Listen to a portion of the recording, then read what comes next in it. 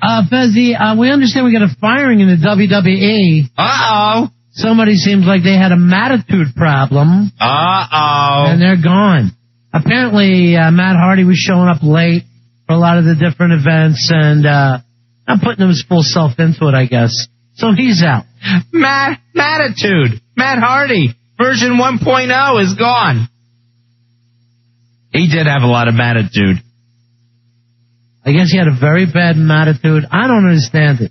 So what's going to happen to that little kid that follows him around? That real little wrestler, Shannon, whatever his name is. I never get any of the stuff that they're doing in that league. I cannot figure out the logic of professional wrestling anymore. I won't get this. I guess at Backlash, the next pay-per-view, it's Brock Lesnar. He's going to defend the world title, the WWE title, against John Cena.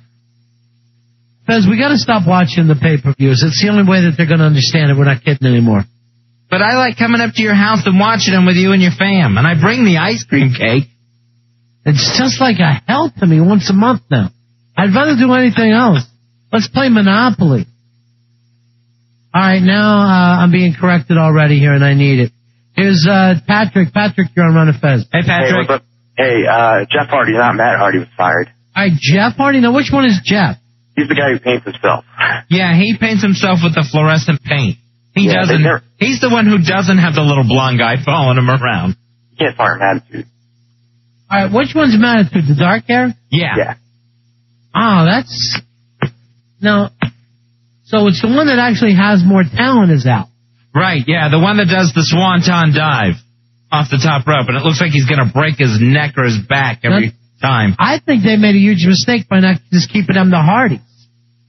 Yeah, they split them up. I think they even put them on different shows. I never understand why they would think that's a good idea. The Raw show seems to have so many more superstars. Here's Tony. Tony, you're on Run of Fez. Hey, Tony.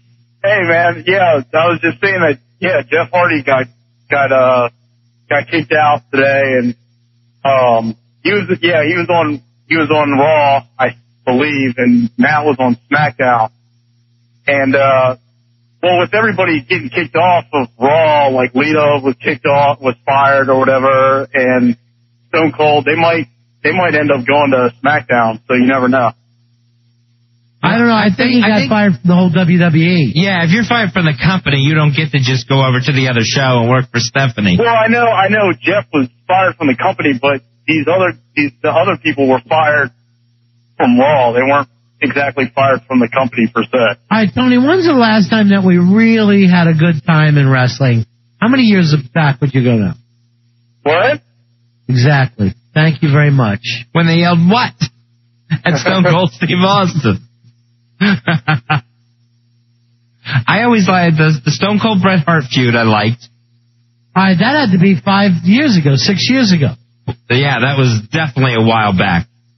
Back when Stone Cold, I guess it would be then, it was Shawn Michaels and Bret Hart were the big names. And then you had the Stone Cold and The Rock as the up-and-comers, like fighting for the Intercontinental title. Actually, I'm going to go a little after that and say it was right after Bret left.